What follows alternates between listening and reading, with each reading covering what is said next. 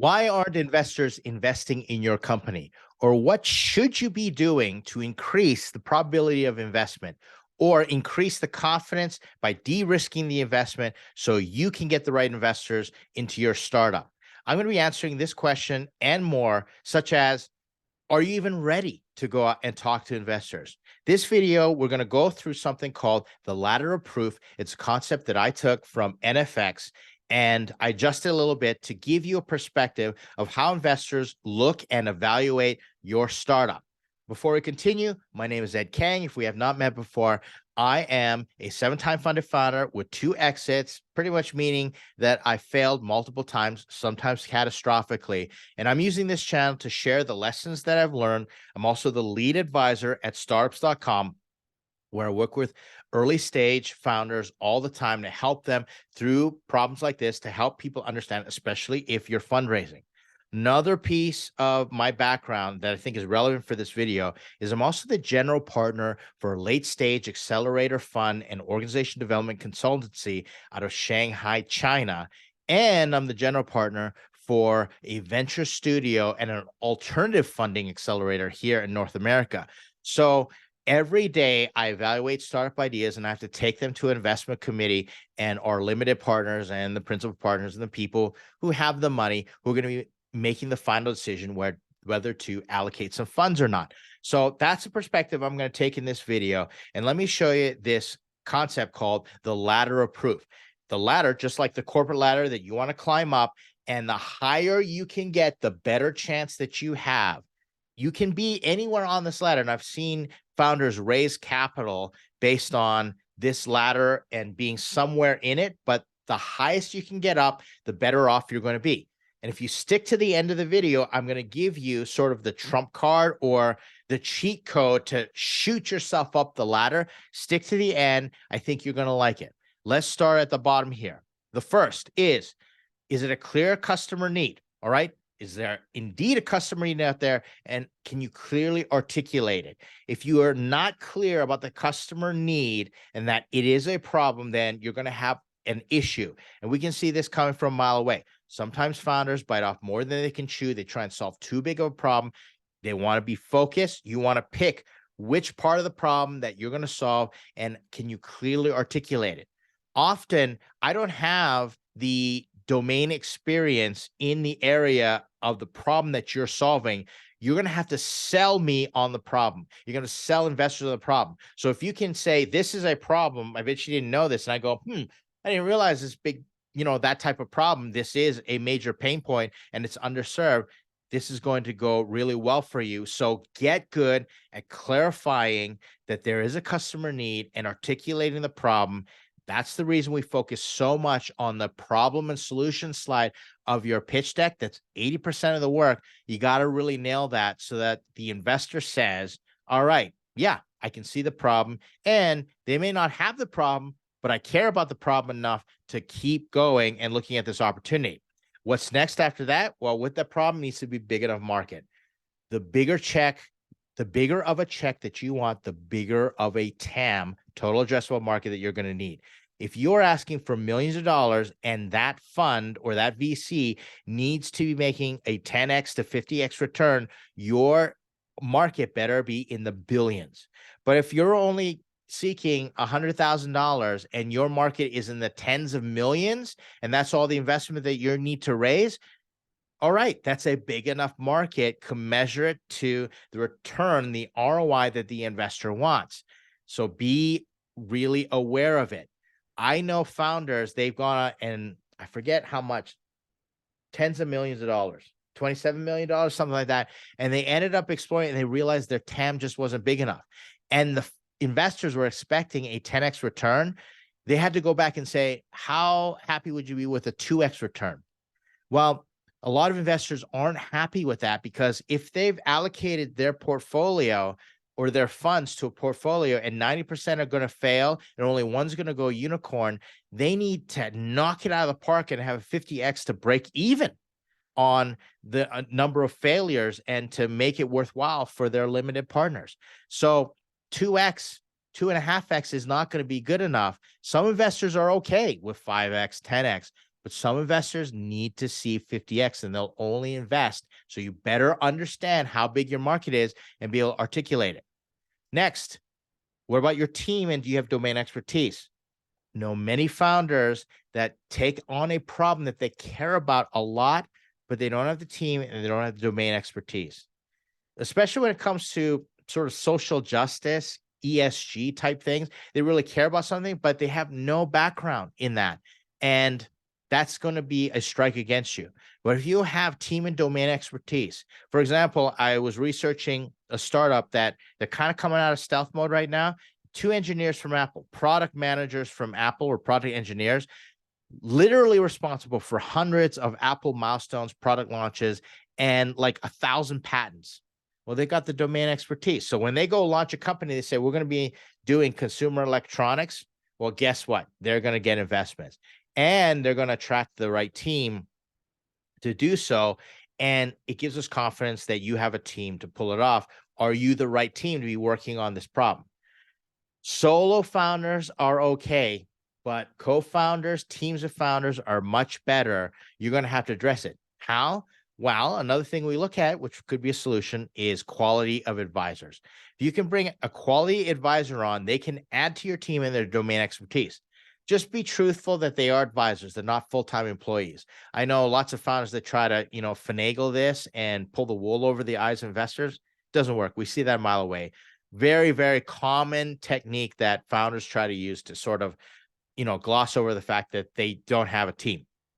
Well, a quality advisor gives a signal to the investor, hey, you're smart enough and you're good enough to convince the advisor to contribute their expertise and to be a part of your team there. Well, that's a really, really good sign. So the higher quality advisor that you can get on, the higher up this ladder you're going to go. It's another rung.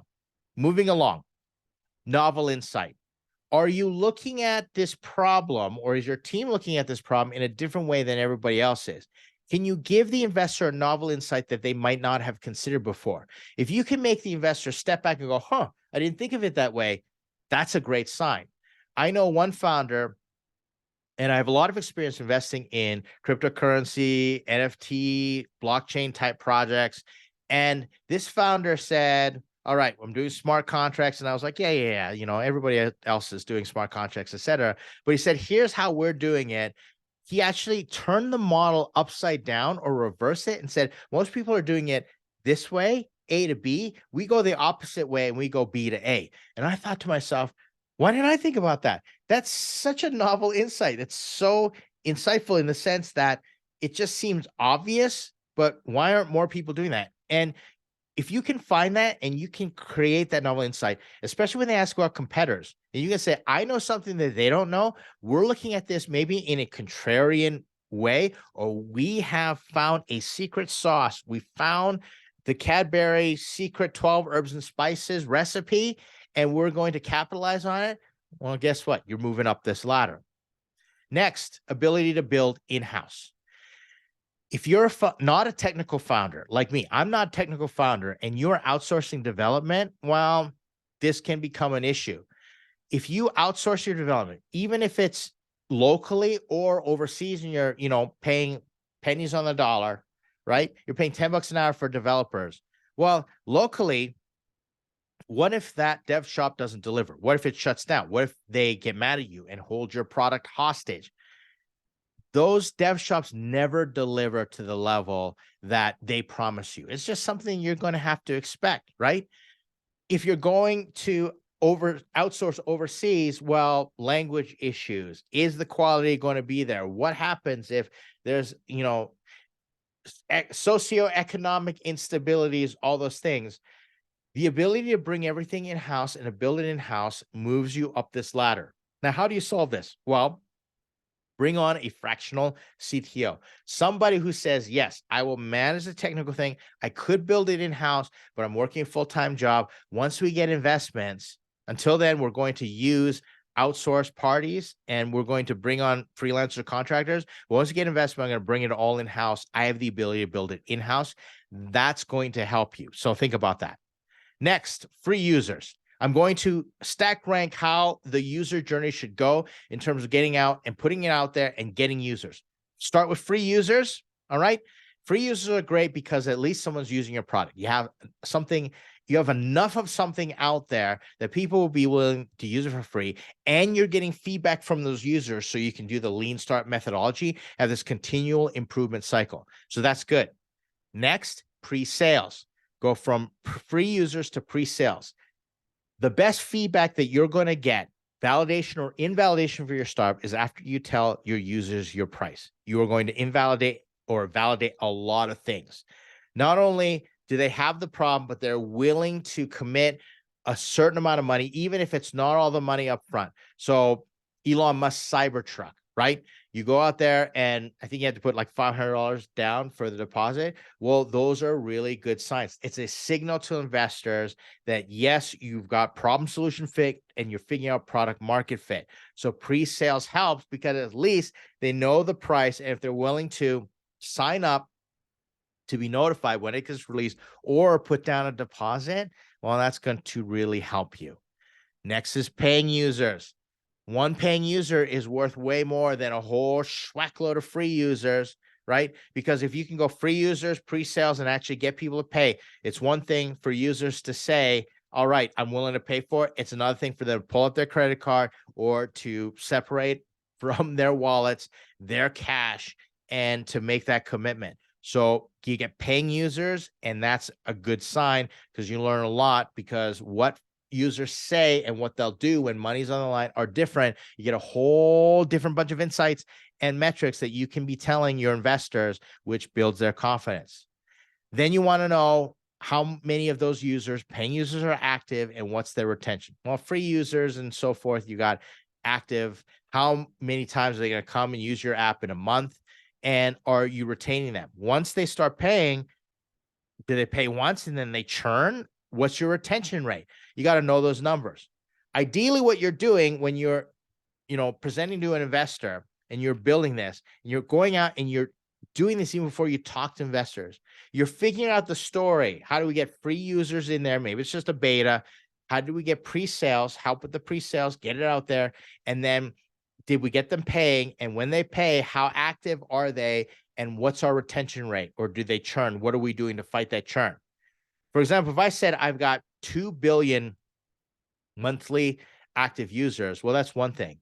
But let's say I have 2 billion daily active users. Ooh, that sounds even better. Or let's say I have 2 billion daily active users and a certain percentage of them, I don't know how much percent, actually spend money on the platform every single day. That's Facebook. Facebook has 2 billion daily actives. Well, that's a really great number. I know a company that they were profitable in the third month and they got up to 40 million users, right? 40 million. And then they start slowly converting them into paying. They have VCs banging down their door on a weekly basis. Moving along, do you know your unit economics? You have to know your numbers as a founder. Know your numbers, figure out how to build a financial model, figure out what a financial model is, right? You need to know your unit economics. Even if you just take out a sheet of paper, use Excel, don't use Excel. A sheet of paper is fine. And figure out, okay, when I make $1, how much did it cost me to make that dollar? Is it $1.10? Is it $2? Or is it 50 cents and you make $1? Because then you're going to figure out your margins, net profitability, all that stuff, which is going to lead us later on to the things that you're going to need. You have to know your unit economics. You need to know your numbers. Even if those numbers don't look good right now, at least you know them. Do yourself a favor, learn how to do it. There are a lot of resources out there to help you figure out a financial model. I like to use projectionhub.com.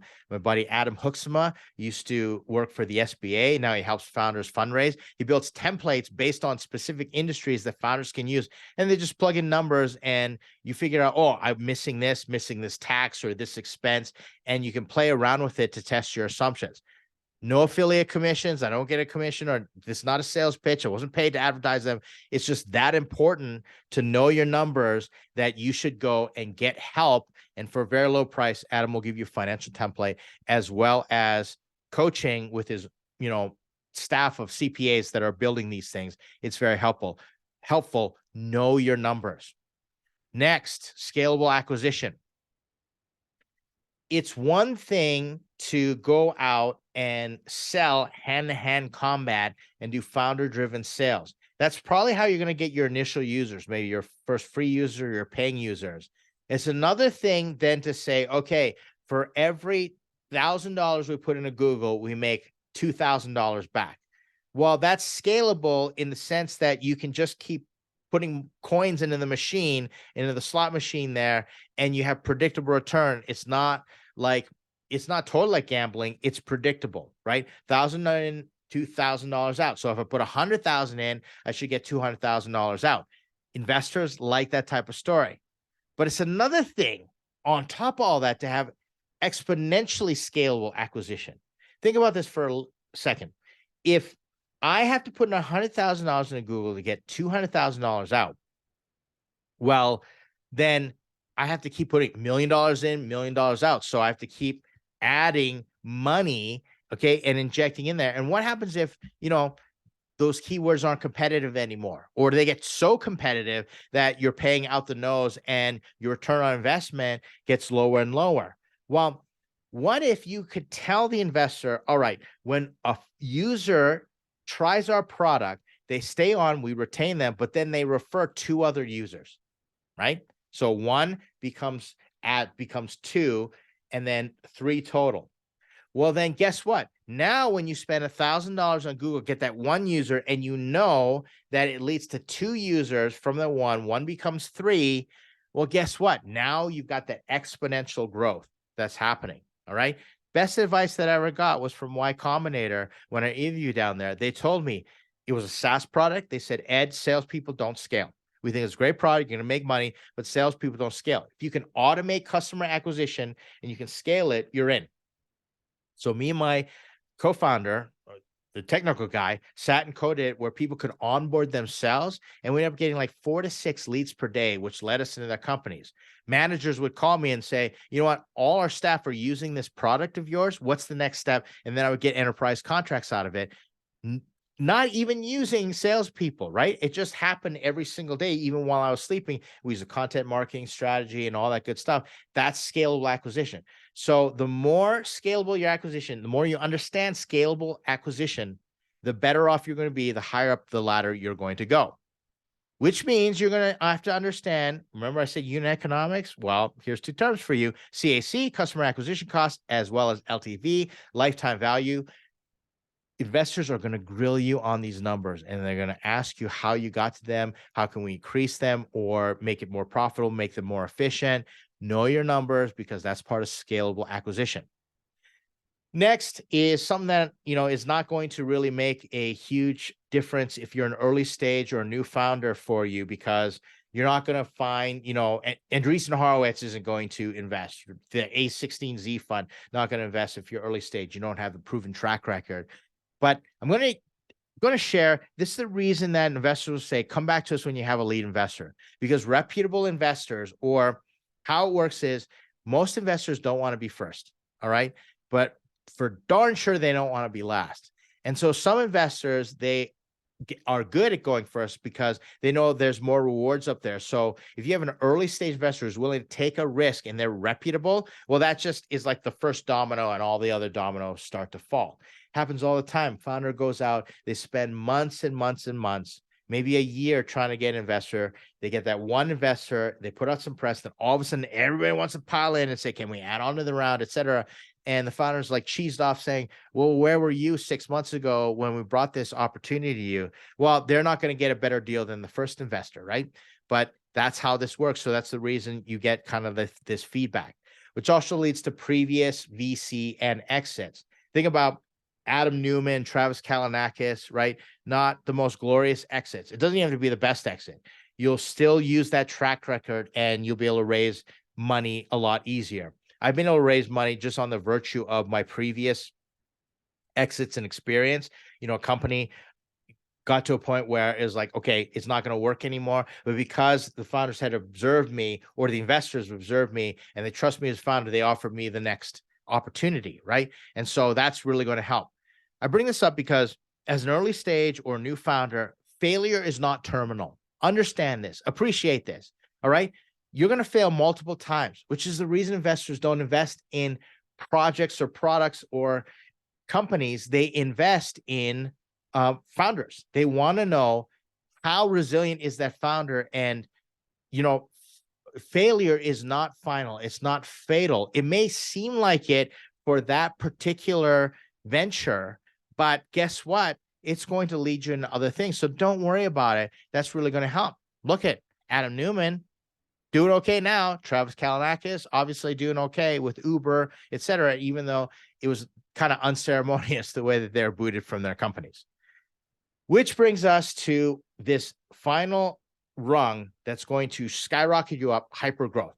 If you anything as a founder, as an early stage founder, figure out how to grow fast, okay? You can bumble your way through the rest of this stuff. But let me reverse the tables for you. You're the investor and I'm the founder. And I come to you and I'm completely inept, okay? My deck sucks. I don't know how to articulate, all this stuff. I got a no-name team of B-listers, right? We've been riding the bench, all that stuff. I don't know my numbers. I don't have a financial model. Don't know that from hole in the ground. But I come to you and I say, we built this thing, we put it out there, and look at our growth, and it is exponentially hockey stick up and towards the right, okay? Taking off like wildfire. Are you going to, just cut the meeting off right there? Are you not going to take my call? Guess what? You're going to be very curious. What did Ed figure out that other people haven't? What did they do to get this type of hyper growth? Even if it's catching lightning in a bottle, well, guess what? Investors really love that as well. Figure out how to grow as fast as possible. Make your obsession growth, and investors will come after you. This is how you skip the ladder. Build something that's growing so fast that you get the market's attention, and investors will come to you and say, do you need money? Right?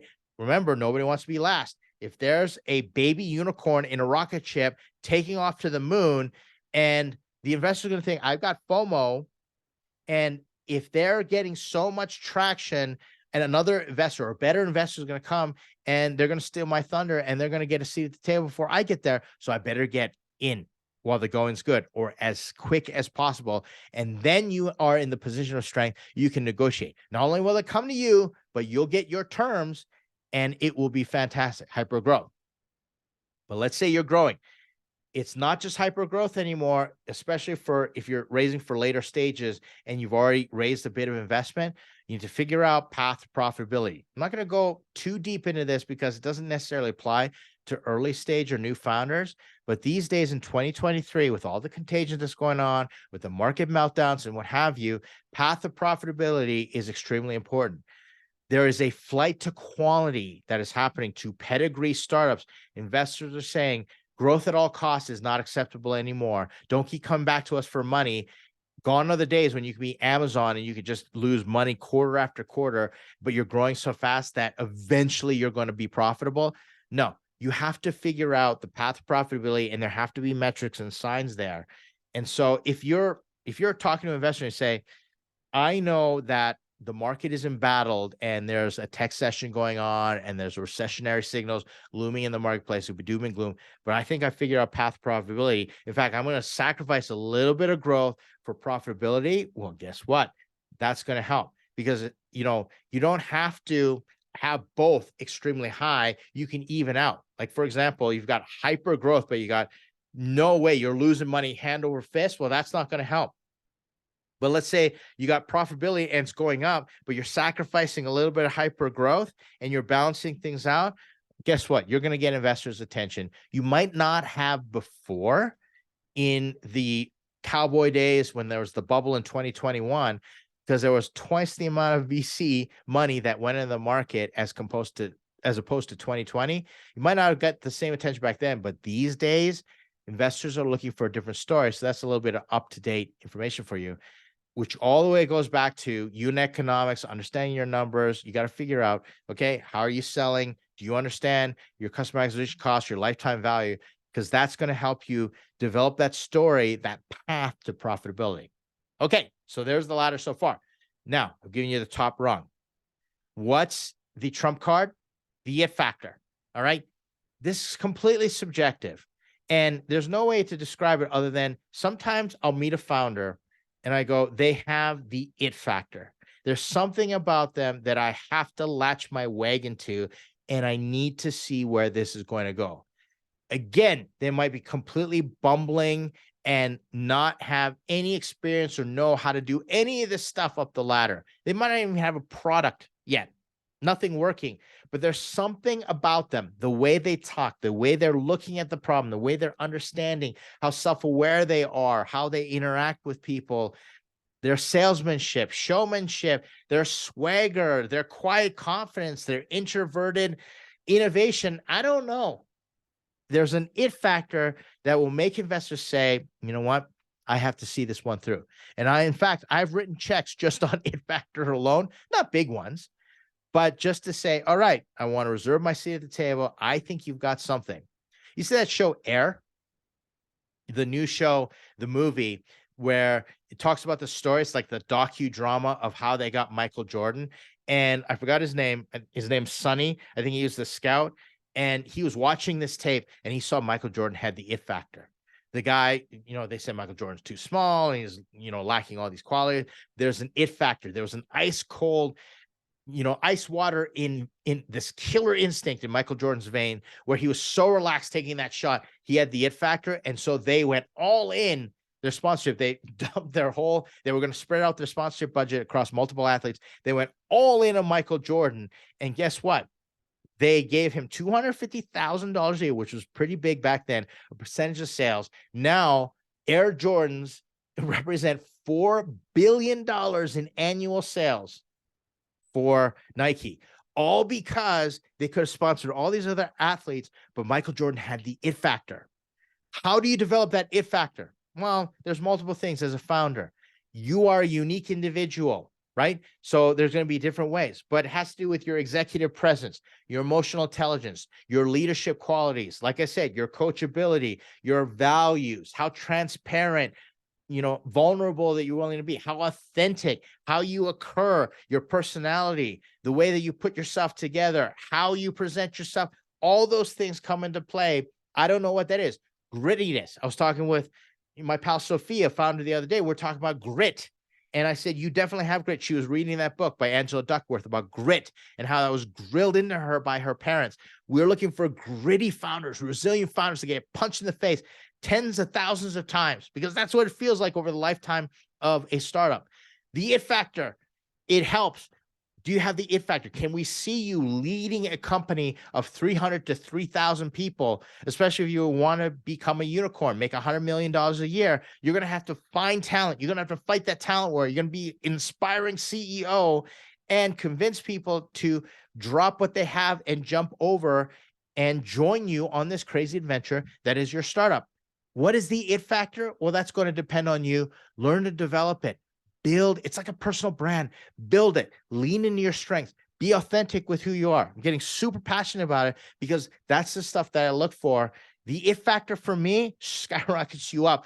I'm willing to mentor you and invest and share with you all the different things that you need to climb up this ladder, or, even build the ladder from scratch if you've got the it factor. That's right up at the top. All right. You stuck with me till the end. This is the next thing on a version of the it factor. And let me go back to this story about this one company that were two engineers left Apple. They got the investment. They're developing some really cool products technology. They ended up taking 60 Apple employees. All right. 60 Apple employees representing the 400 years of service at Apple. What is it about these two co-founders where people would leave Apple to go work for them? Well, it's the it factor, it's the intangible. But this company, they worked on their ethos before they began developing products. And there are three key words that they put out there. I think the first two words were truth and trust, or trust and truth. The last one was joy. And that's what, transcends this whole ladder. It's the joy. It is our investment thesis. It is something that I believe will be the determining factor of the next generation of unicorns. As AI automates everything and things become that much more technical and cold and machine-like, and the left brain is all getting automated. The joy, founders that are able to create joy for not just investors, but for their employees and the customers. Their brand represents joy. We define joy as being glad to be with someone or a network or inside a community in strength, but especially weakness. That's what we call joy effects. When the network is filled with joy, that people have this psychological connection, this bond, this joy bond to want to be a part of that company or to interact with the brand, that's going to do it. So this one company, they're developing consumer products. Well, their whole ethos or the essence or their mission, what they're describing, their theory, their thesis is that technology must move in the background, that when you're holding your device, you are chained to it and it's affecting how you engage and interact with the world, that should be seamless and move into the background so that you can interact with people the way that you were meant to. You're meant to have relationships with people and truly engage person on person. And they're going to create technology that moves in the background and enables those opportunities for people to have joy with each other. Trust, truth, joy. All right. That's a company I think is going to go somewhere that's going to be a differentiator, and it's just going to prove our investment thesis.